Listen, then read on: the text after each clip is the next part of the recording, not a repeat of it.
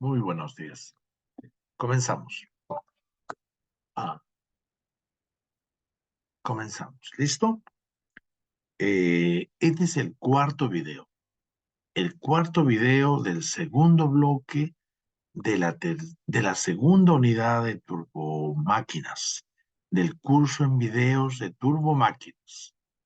Estamos en la segunda unidad que corresponde a turbobombas y hicimos el primer bloque de turbobombas, que era turbobombas y su ciencia. Ahora estamos turbobombas hacia su diseño. Todavía hay consideraciones científicas de soporte. Y pasaremos a un tercer bloque, haremos diseño de turbobombas. Muy bien, en el segundo bloque estamos en el cuarto video. Perfecto. Y claro, ya tratamos cosas importantes. Hemos descubierto el número característico, el grupo adimensional independiente que define las turbobombas, ¿no? El NS. Muy bien, hemos tratado eso. Hemos visto los grupos adimensionales dependientes, o sea, los parámetros de forma y campo, la relación entre el NS y los valores. Claro, porque cuando se usa el método de análisis de semejanza, teniendo el grupo dimensional independiente, por experimentación o por data histórica, a correspondientes valores del grupo dimensional independiente, en este caso NS, le corresponden valores de los otros grupos adimensionales dependientes, en este caso los parámetros de forma y de campo, y por lo tanto tenemos una tabla, ¿verdad? Una tabla en rangos, un ratito, una tabla en rangos porque ya hemos comentado que la rugosidad no la manejamos y no logramos una escala de semejanza en la rugosidad. Y entonces hay una imperfección de la triple semejanza pequeña. Por eso tenemos rangos de los parámetros de forma y de campo. Tenemos rangos de valores de los grupos adimensionales dependientes correspondientes al grupo adimensional independiente en S. ¿Cierto? Hemos hecho eso. eh, y todo lo trabajado ya en un bloque completo y en dos videos y en tres videos de este segundo bloque. No comento más, no puedes ir al repaso, tienes que estar perfectamente, llegar acá, ingresar a esta clase habiendo hecho los repasos y el dominio total de lo anterior. Seguimos hacia el diseño y estudiamos una consideración importantísima que se llama cavitación. Cavitación en las turbobombas o que es definitivamente un hecho físico que afecta, es un hecho físico que afecta, es un hecho físico que afecta la física de las turbobombas, su funcionamiento, condiciona su diseño y cuando se instala y hay cambio de las prestaciones fuera del punto de diseño, condiciona sus variaciones de funcionamiento, la cavitación. Bien, entonces todos concentrados apuntamos a la cavitación. Pasamos a presentar, compañeros. ¿Listo? Pasamos a presentar. Muy bien. Perfecto, compañeros. Nos ubicamos acá y nos damos un poco de amplitud para que la gesticularidad ayude en el proceso didáctico. Cavitación. Muy bien. El diseño y la instalación de una turbobomba resulta, claro, el diseño. Cuando esté instalado, al cambiar las prestaciones, las condiciones de trabajo, también ahí, en el diseño y en la instalación, resulta que se afectan por un fenómeno llamado cavitación. Para estudiar el fenómeno de cavitación en las turbobombas, primero haremos una referencia a un experimento, a un hecho fuera de las bombas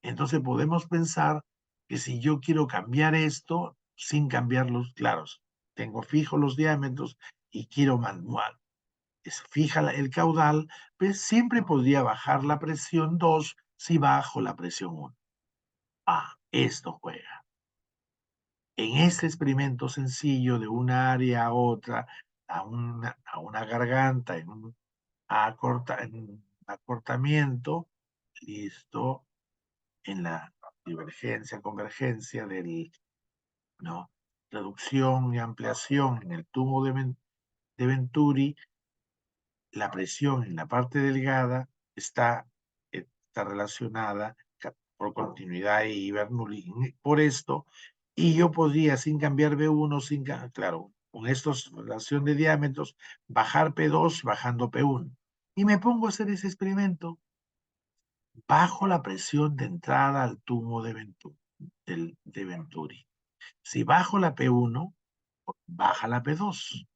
¿Listo? Y estamos a una temperatura. Entonces, por termodinámica, compañero, si estamos a un P y a un T, ¿no recuerdas en el diagrama PB? Claro que lo recuerdas.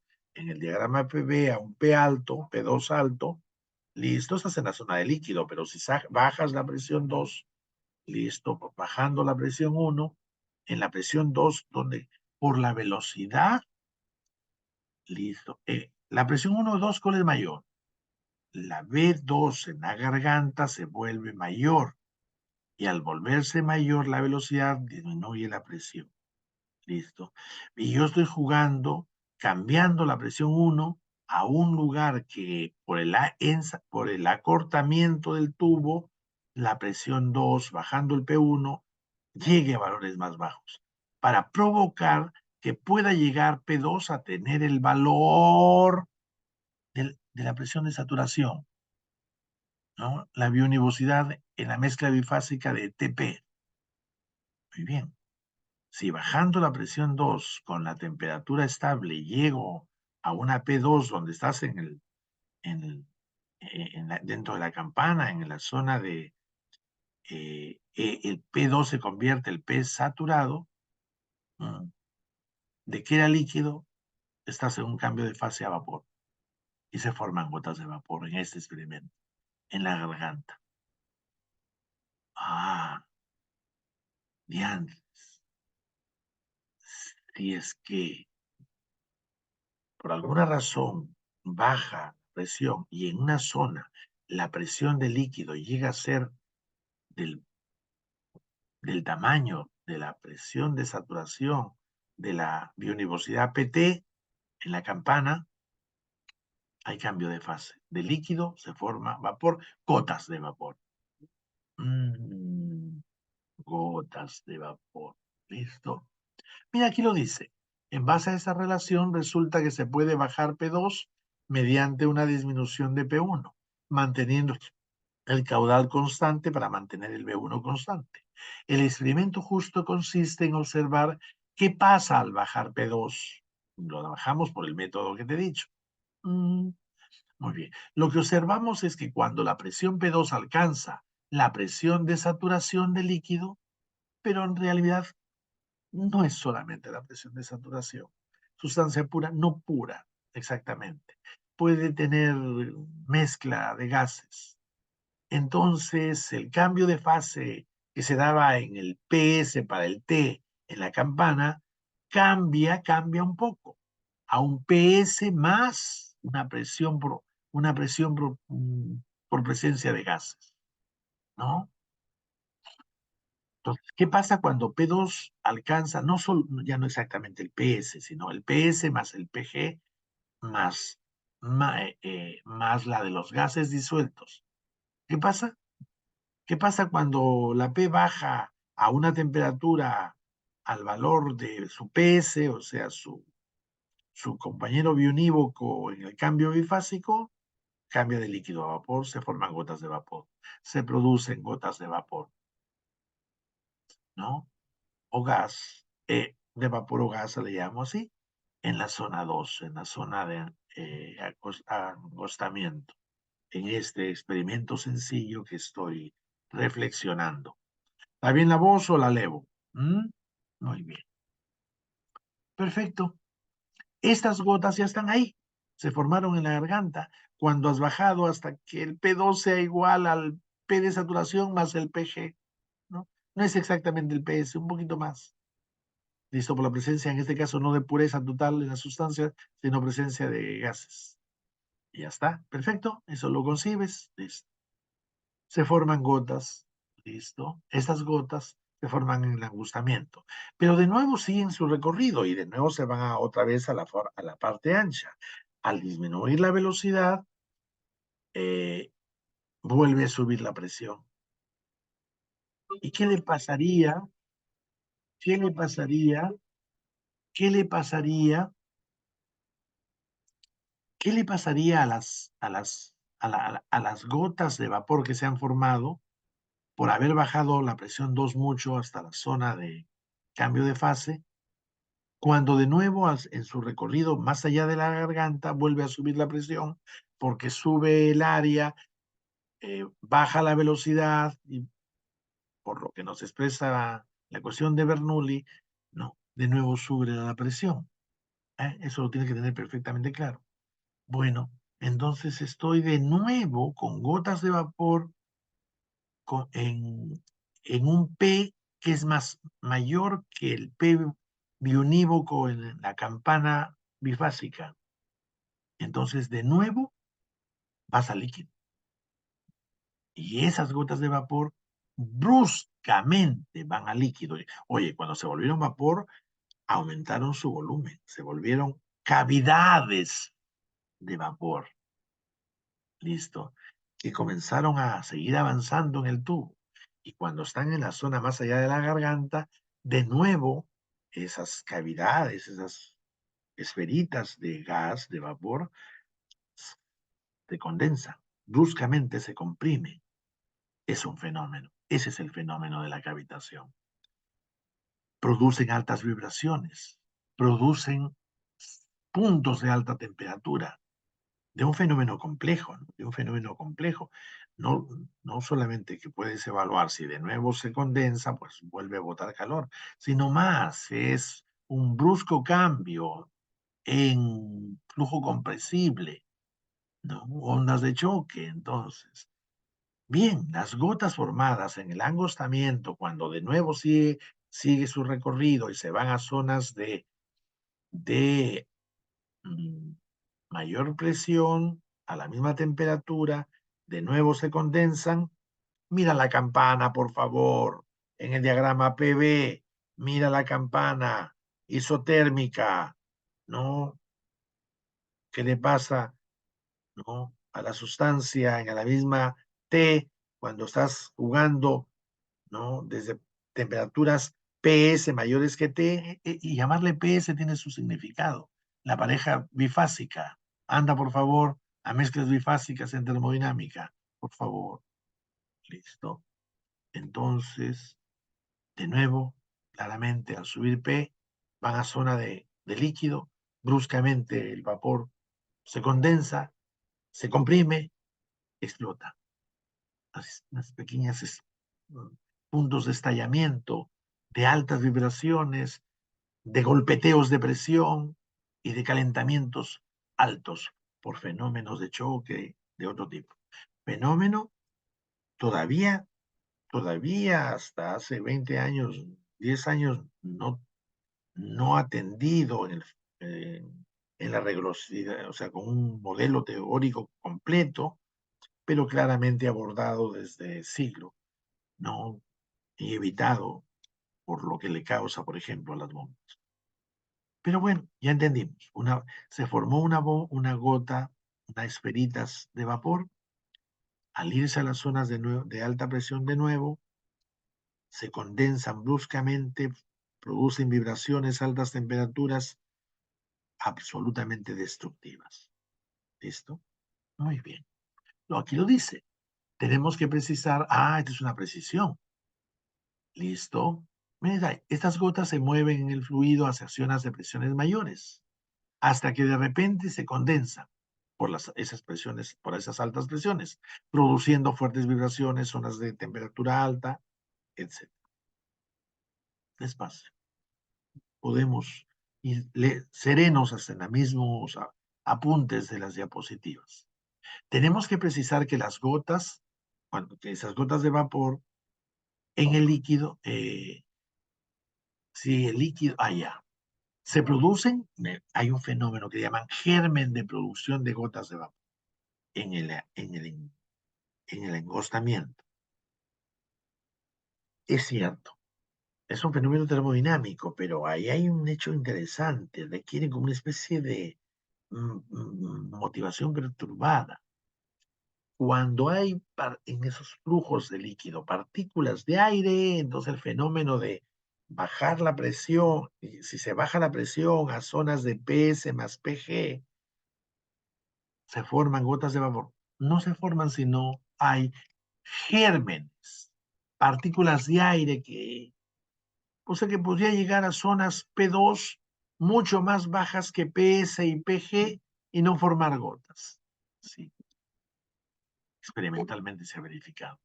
Pero también en la realidad que no haya gérmenes generadores del fenómeno, esos puntos de aire dentro del flujo, que son los que facilitan el condicionamiento del fenómeno de la cavitación, no es estable. Siempre en la realidad física hay gérmenes, hay gotas, hay mezclantes, partículas de aire muy pequeñas en el flujo. Hay esos gérmenes que entonces el fenómeno se da. Si P2 llega a ser del valor de PS más PG, se producen gotas, que al ir avanzando a zonas de alta presión, explosionan, produciendo vibraciones, puntos de calor. Muy bien. ¿Ah? Si, si así no es, o sea, si no hay gérmenes, puede alcanzarse P2 mucho más bajos, sin que se produzca.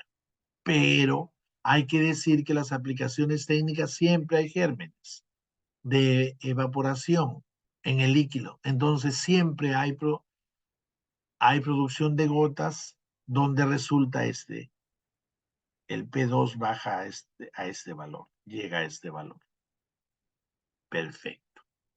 Ahora, este término, P de saturación correspondiente al T, más el PG por presencia de gases, le llamaremos presión de vapor. Ese es el término. ¿Cuál es la presión? Un poco más alto que la presión de vapor que lo encuentras en las tablas saturadas de líquido, ¿no? A cada correspondiente T, es el PS. Esto te implica que si no lo supieras, estás surgido, porque este es un asunto muy necesario de termo, ¿no? Nada más obligatorio. No tendría que ser así, ¿cómo decirlo? Muy necesario, pero no obligatorio, no. Este hay que ser, lo que se necesita saber, hay que decirlo, o sea, entender que se necesita saber, ¿no? Muy bien. Bueno, los valores PS más PG de los líquidos en las bombas, en los flujos, le llamamos presión de vapor de ese flujo. Casi vale PS. Muy bien. El fenómeno de formación de gotas de vapor y gas se indica con el nombre de cavitaciones, justo porque se trata de la formación de cavidades cuando el vapor que se había formado estalla y se condensa, se comprime, una cavidad queda en el fluido. Cavitación. Vibraciones y puntos de calor. Bien, vimos la cavitación en un tubo de Venturi. ¿Listo? Ahora vamos a ver cómo se produce la cavitación en una turbobomba y cuáles son sus efectos. Ahora vamos a ver cómo se produce la cavitación en una turbobomba y cuáles son sus efectos. ¿Listo? Bien. Hagamos referencia a una bomba hélice, delta 1, de 1 igual a de 2. Ya, tu cerebro coge, toca, ve, ya tiene una comprensión física. una apreciación física geométrica, ¿no? Ya tenemos, ya tiene usted, necesito, con todo lo hecho. Muy bien, jugamos con una bomba en hélice. Listo, porque ahí lo vemos bastante bien manifestado el asunto, ¿ya? Bastante bien manifestado el asunto. Dejamos, o ¿qué hacemos?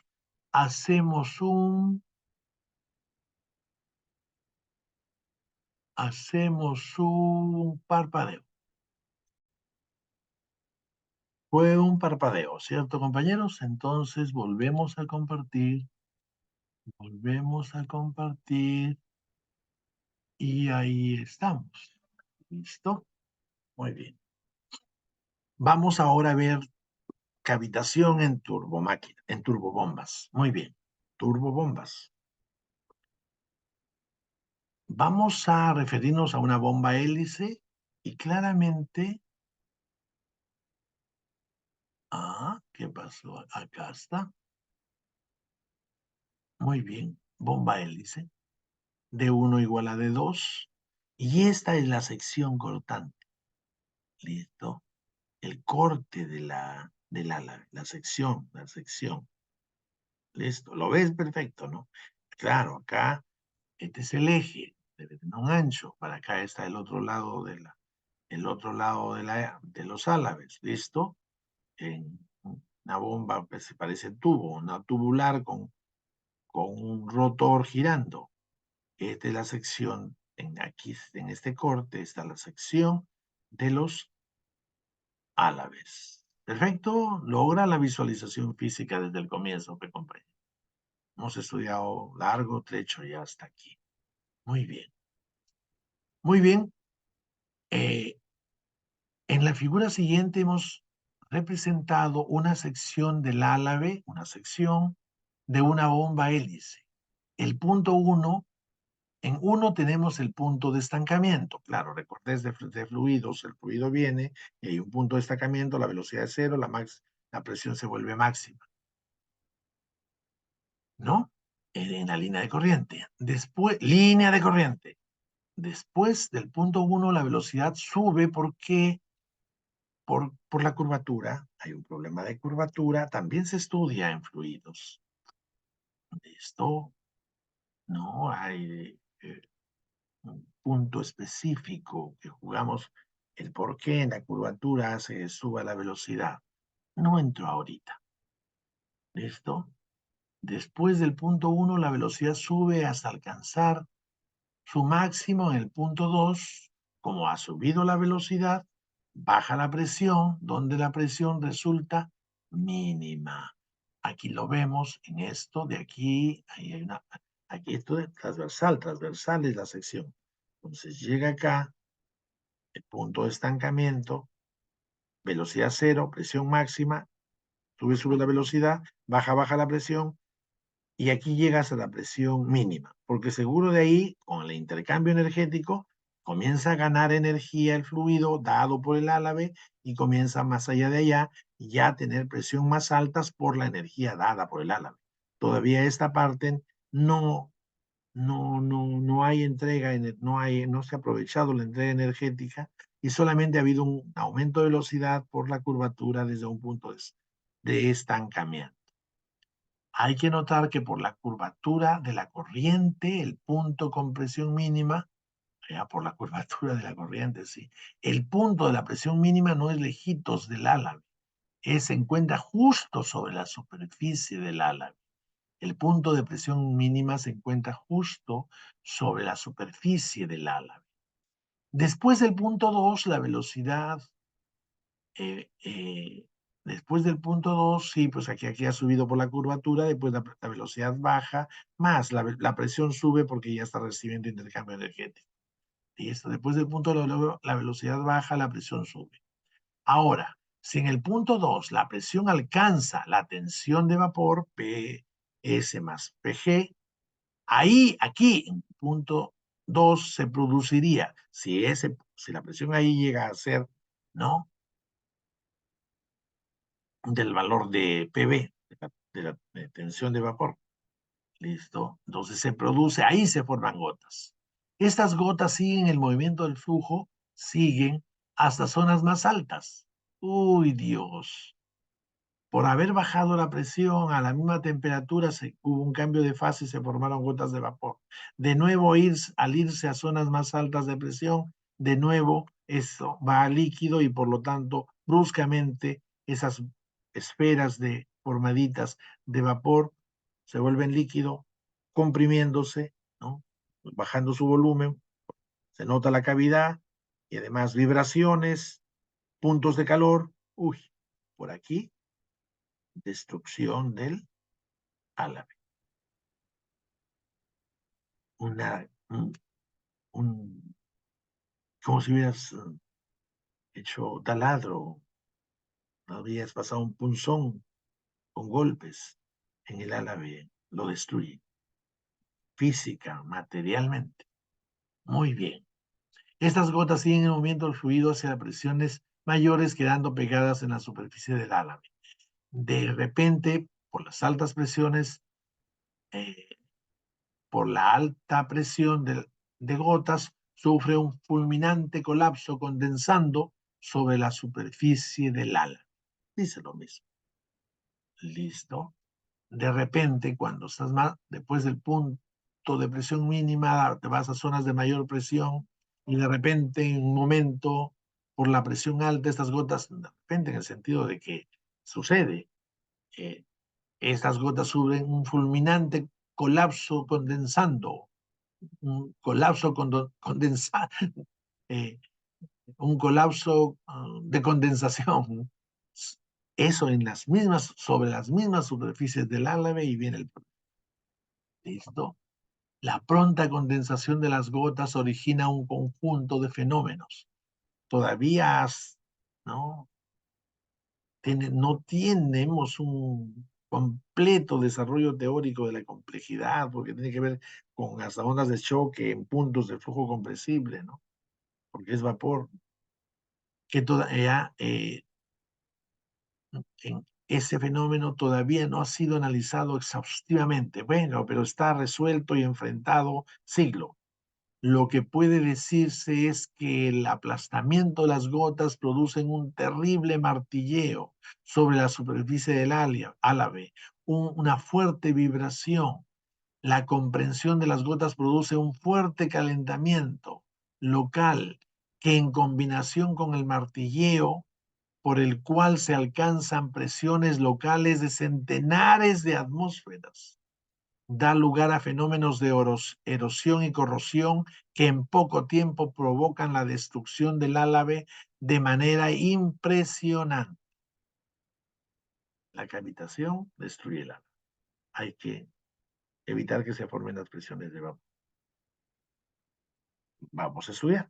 ¿Cómo? ¿Cómo se diseña para eso?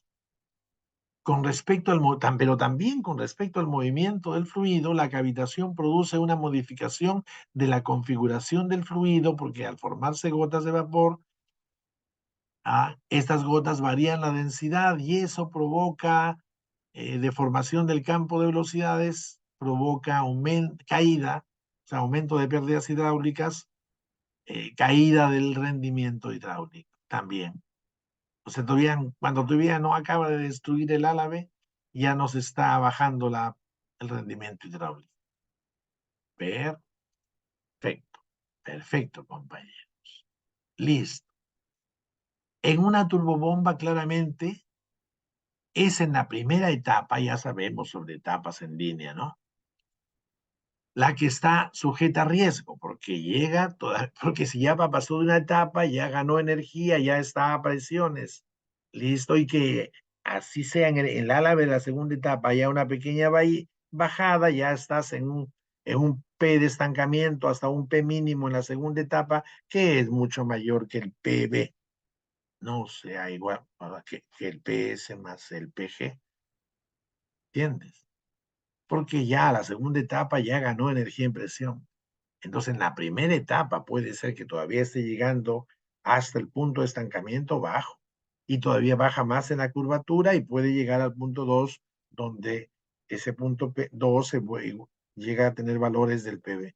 de la tensión de vapor y se producen las gotas de vapor. Muy bien. Es la primera etapa la que está sujeta al riesgo de la cavitación por el hecho que el flujo llega al impulsor con la presión menor en la primera etapa, por el hecho que el fluido llega al impulsor primero con la presión menor. Si no se produce cavitación en la primera etapa, ya no se produce, claro, porque ya ganó energía de presión y así he dicho que la curvatura baje, ya está en valores altos. Tampoco puede producirse en las etapas siguientes por estar el flujo en condiciones más favorables. Entonces, en las fases de diseño y en la fase de instalación, porque aunque esté bien diseñado para predecir con los valores no hay problema, con los valores en el punto de diseño tenemos los valores de las prestaciones, ¿no?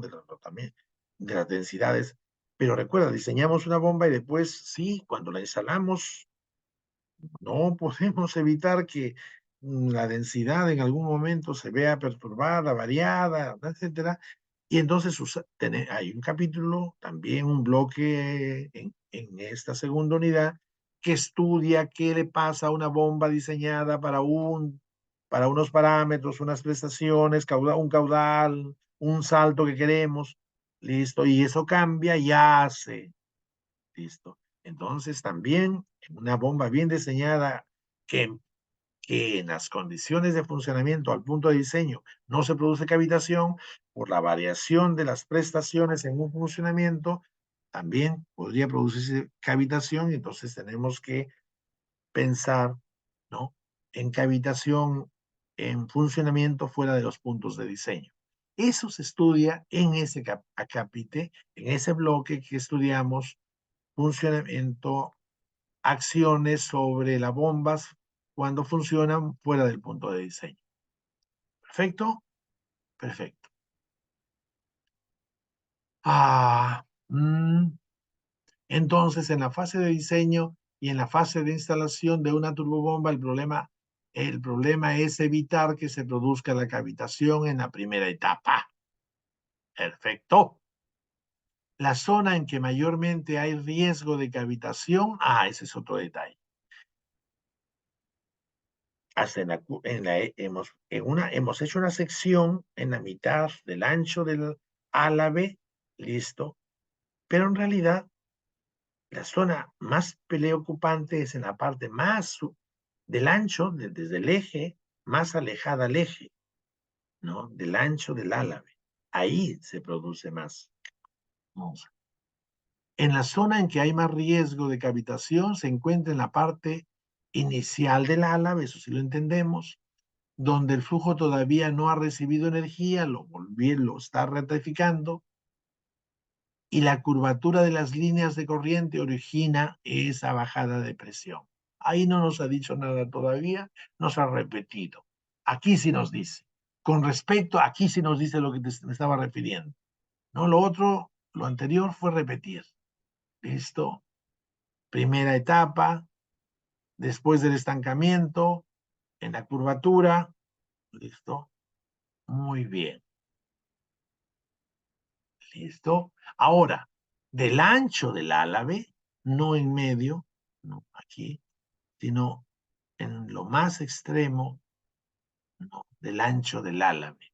Ahí, con respecto a la distancia al eje, a dicha zona, esta se encuentra en la parte extrema, donde la velocidad relativa es más alta, claro, porque la velocidad absoluta, la velocidad de arrastre, WR, y por lo tanto condicionas el tamaño de la velocidad relativa. Tienes que pensar, absoluta, relativa y de arrastre, más U, porque más alto el radio con la misma velocidad angular, más U al mismo B absoluto, mayor B relativo. Con respecto a la distancia al eje, a dicha zona, esta se encuentra en la parte externa, ahí se produce cavitación, donde la velocidad relativa es más alta, por ser más alta la velocidad periférica, se están refiriendo a la velocidad de arrastre. También lo tiene que tener perfectamente claro. Perfectamente claro, compañero. ¿no? Y aquí estaba la sección y en esta zona la cavitación un poquito más allá del punto de P mínimo. ¿Listo? Listo. Aquí en el extremo del ancho. Perfecto. Ahora pasamos a NET, Net Positive Suction Head, NPSH. El Net Positive Suction Head. ¿Listo? No, no le cambio el nombre dado en inglés ni lo traduzco. Es una magnitud, un indicador físico de absoluta relevancia con que cuantificamos, trabajamos, matematizamos la cavitación. Entonces vamos a estudiar eh, el NPSH, el Net Positive Suction Head, el NPSH y el HDT, que es la depresión dinámica total. Son dos términos, dos magnitudes, no, magnitudes asociadas a la cavitación para cuantificar y matematizar este fenómeno, ¿no? Que tenemos que evitar. Listo. Entonces, hacemos un parpadeo. Fue un parpadeo. ¿Listo? Estamos compartiendo. Muy bien, rápidamente. Ya está. Listo. Muy bien. Hagamos referencia al dibujo, al esquema. Profesor, a veces el tanque de succión es abajo. Sí, están tranquilos, tranquilos. En ingeniería, la bomba ponemos unos metros encima del tanque inicial.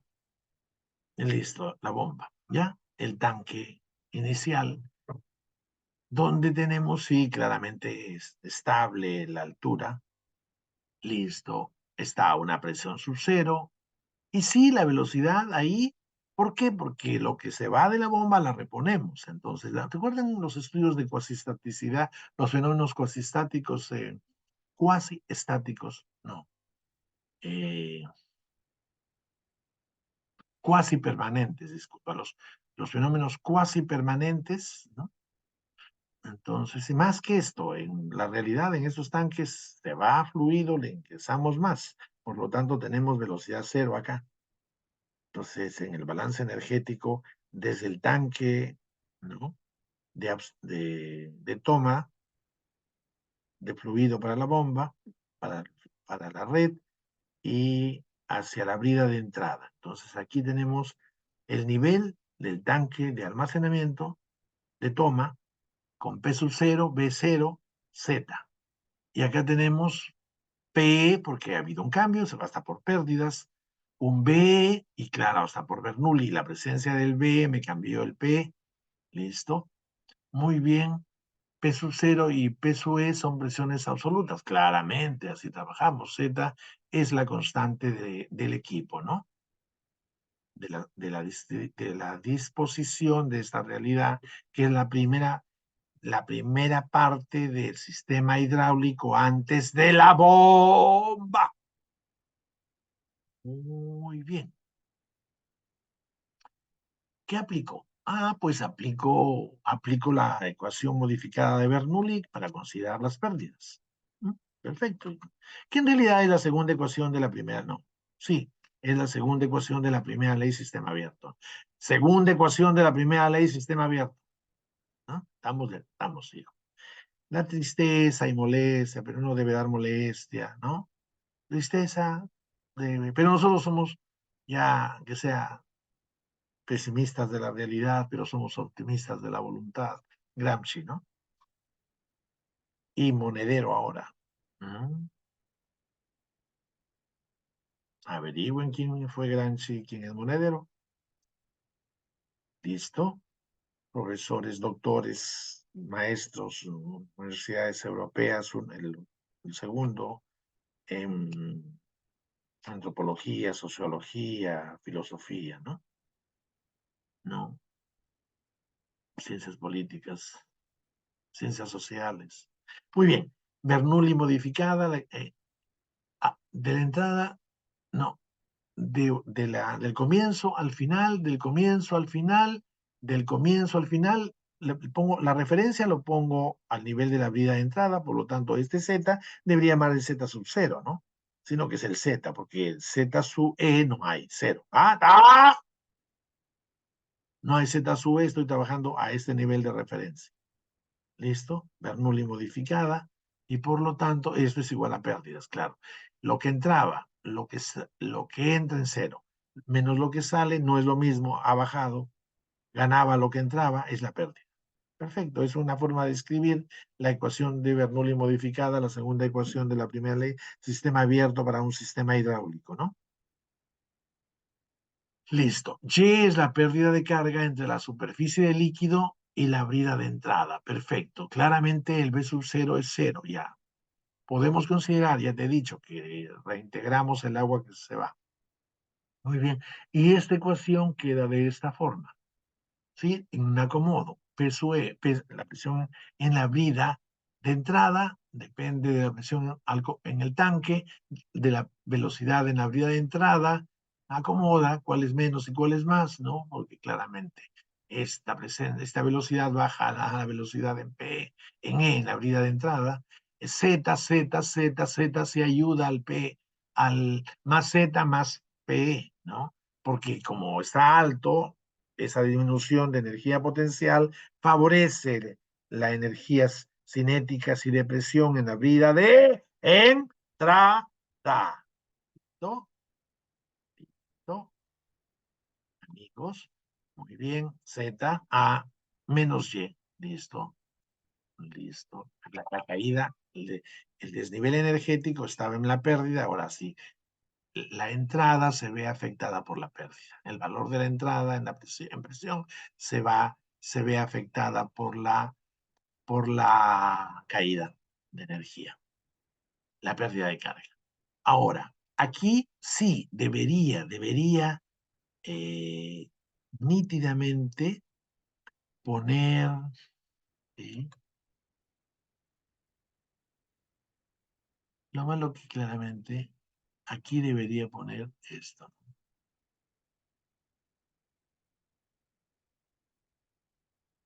o debía cambiarla y decir otra cosa, que se va a ligar, pero otra cosa. ¿Listo? Punzón, no, ya no quiero eso.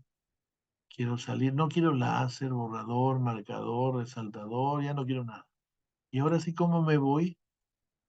Ah, me salgo de aquí y queda eso. Listo. Muy bien. Seguimos, esto lo entendí perfectamente. Presión en la brida de entrada. Presión en la brida de entrada. ¿Por qué, profesor? Tranquilo, vamos a llegar a dos parámetros vitales en la matematización del fenómeno tan importante de la cavitación. Listo. Digo que la presión mínima es la presión a la entrada menos, otra vez aparece presión de entrada, sí, pero hacen esta pillada es típica en las metodologías tecnológicas, ¿ah?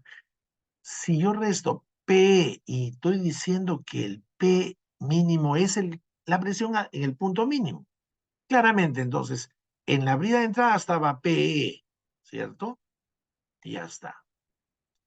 Y si tú le restas la caída, llegas a la mínima. Bueno, profesor, por álgebra, este se va con este y P queda P mínimo. No, no, esa visión aritmética no quiero.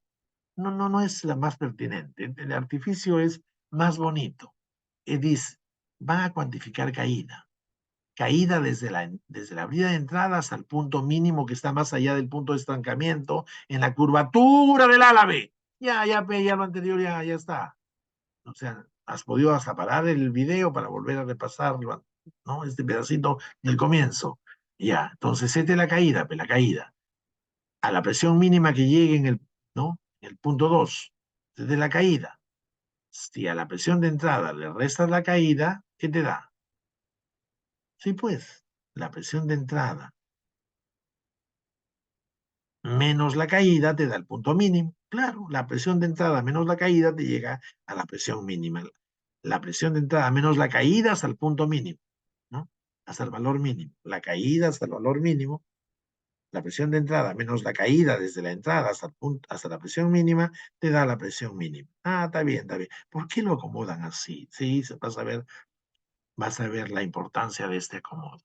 Entonces, la presión mínima, porque esto lo vamos a cuantificar en factores y de forma, no con coeficientes. Entonces, esto vamos a operativizarlo. Entonces, la presión mínima decimos que es P de entrada menos la caída hasta el punto mínimo. ¡Qué hermoso! Déjame reírme. Una alegría verdadera. ¿Listo? Listo. Listo. Muy bien entonces. Muy bien entonces. ¿Listo? Muy bien entonces. Está bien, la presión mínima es la presión de entrada menos la caída desde la presión de entrada hasta la presión mínima. Chévere, no me enojo. Muy bien.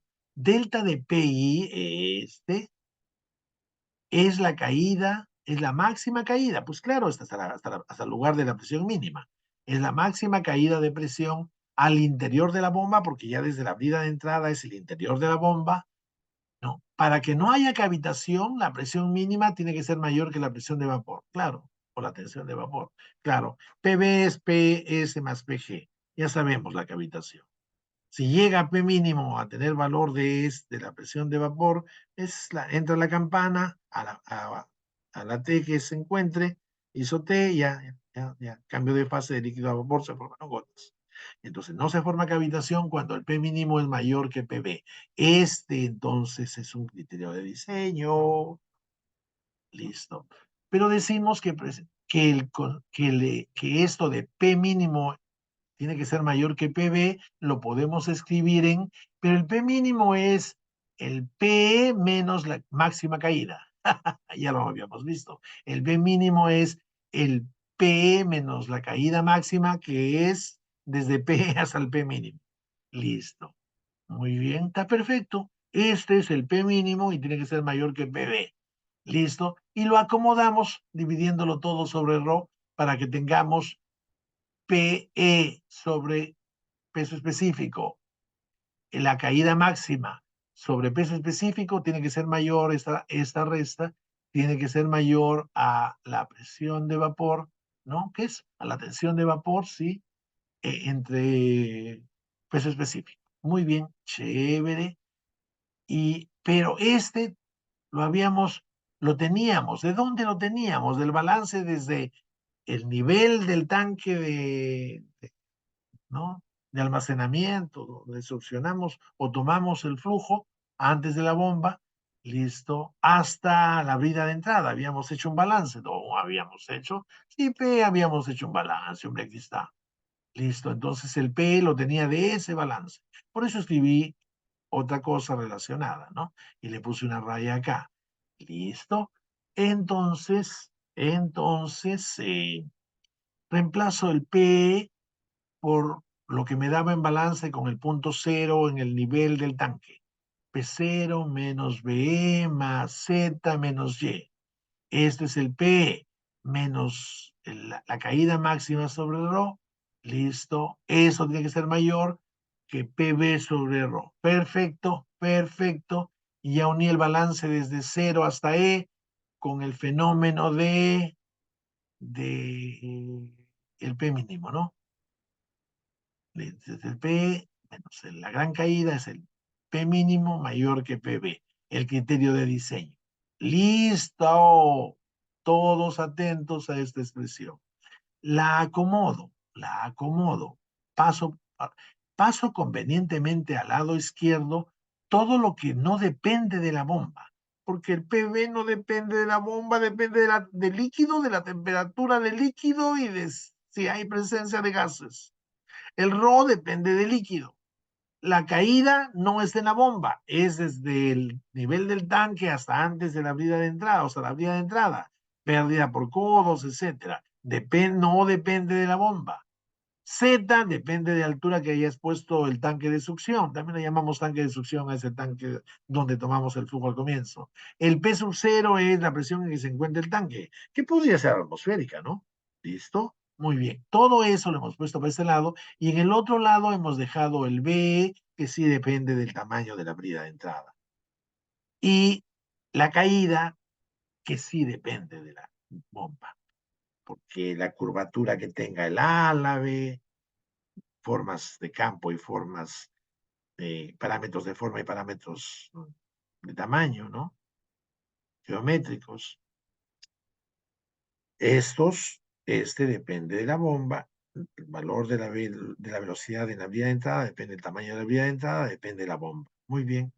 Y tenemos este término, y esto hemos llegado perfectamente válido por balance de 0 a la brida de entrada y por el concepto de a cómo llegamos a la presión mínima, porque esto de aquí, este término, decimos que pues, ¿no? Estamos jugando, no es el resto ¿no? Y aquí estamos jugando con lo que cae máximo, desde P hasta el mínimo. Sí, interesante, ¿no? Interesante, seriamente interesante. Tenemos este término mayor que este término por el criterio para que no haya cavitación. Sí, compañeros, así lo trabajaron. Así se fundamentaron para que las bombas tengan el alta performance que tienen, ¿no? Tremendas, como bombas de alimentación a calderos, ¿no? Muy bien. De aquí sale el criterio del NPSH y el HDT. De aquí hay una expresión y otra expresión. Exactamente a la expresión de la izquierda, que solo depende de datos de planta, le llamamos Net Positive Suction Head. Listo, NPSH. A esto. ¿Cuánto vale? ¿Cuánto es? Ah, interesante, esto me está fastidiando. No, aquí no me fastidia, ¿no? Ya. Eh, ¿Cuánto vale? A, presión sub cero, el tanque, la Z al nivel de altura del nivel del tanque, la pérdida por codos. Por eso hay que no, ese tanque antes de la bomba debemos ponerlo cerca y sin mucho codo para que esto no sea, porque resta, mira. Y queremos que este valor sea mayor que el otro, ¿no? O sea, este tiene que ser mayor que el otro para que no haya cavitación. Entonces, este de aquí, mayor, el Y tiene que ser lo más pequeño posible, ¿no? Evitemos codos, evitemos lejanías, ¿no? Ya, el PV, la temperatura determina la tabla termodinámica, la sustancia y su temperatura, ¿no? A todo esto le llamamos Net Possible Suction Heat, NPSH. Subrayamos que el NPSH está integrado por términos que dependen únicamente de la planta. O sea, no dependen de la bomba, cierto, cierto, cierto. Cómo hayamos instalado, a qué altura, a qué temperatura tenemos que mover, a qué temperatura tenemos que mover.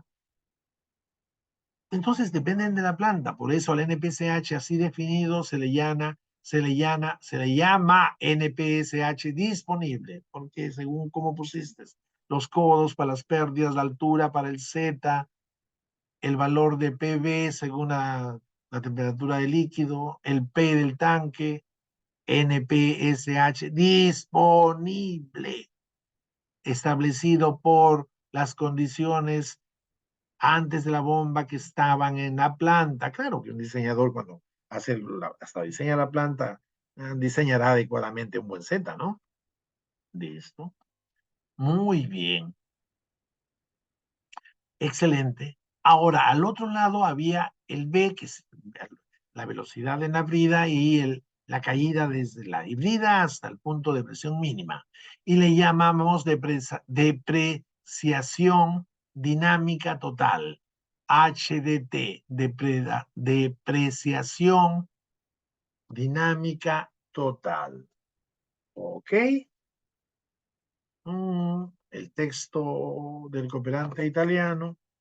El texto del cooperante italiano. Muy bien, el texto del cooperante italiano. Depreciación dinámica total. Muy bien. El texto del cooperante italiano. Muy bien. Ya, ya, ya tenemos el NPSH definido y el HDT definido. Hay que seguir trabajando, claramente, ¿no? Y ya está. Subrayamos que el HDT está integrado por términos que dependen únicamente de la bomba, claro, depende del tamaño de la brida de entrada, pero la velocidad de la brida de entrada con el caudal, listo, y del salto, que depende de la curvatura del álave y todo eso, ¿no? Estamos perfectos. De la curvatura del álave, del diámetro a la parte exterior, ¿no? Ujú. El HDT está integrado por términos que dependen únicamente de la bomba. Perfecto.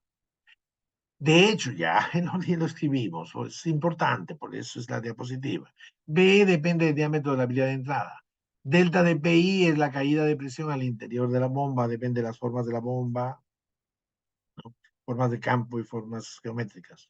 Muy bien, entonces para que no haya cavitación, el NPSH tiene que ser mayor que el HDT. Y estos términos vamos a utilizar, vamos a ver cómo los seguimos trabajando y ahí se van a meter en las herramientas del diseño, ¿no? Muy bien. Oye, pero podría ser que alguna vez la temperatura estemos trabajando con líquidos que están a una presión PC, a un P0 en el tanque, que ya sea el PB, o sea, líquidos a punto de evaporar. Sí se da mucho en ciertos procesos de ingeniería. Tenemos líquidos como líquidos, pero que están en estado de saturación, ¿no? O sea, están con su valor de P a PB, igual a PB. Bueno, el NPCH, si lo vemos en la fórmula, el NPCH, el valor de este ya es el PB. O sea, el PB dependía de la temperatura en cuál es su pareja biunívoca en la campana. Bueno, y si el PB ya está en ese valor, por el valor de la temperatura, o sea, el P0 ya está en valor de PB, entonces claramente no existen estos dos términos, y todo el NPCH es Z menos Y. Depende de qué altura. ¿Ves que es importante? Porque si son muy grandes, necesitamos altura. Para tener un NPSH, ¿no?, disponible, que sea suficientemente mayor del HDT, que sí va a depender de la brida, del tamaño, o sea, del BE y de las formas que me van a dar el delta de P. ¿Perfecto? Perfecto. Perfecto, compañero.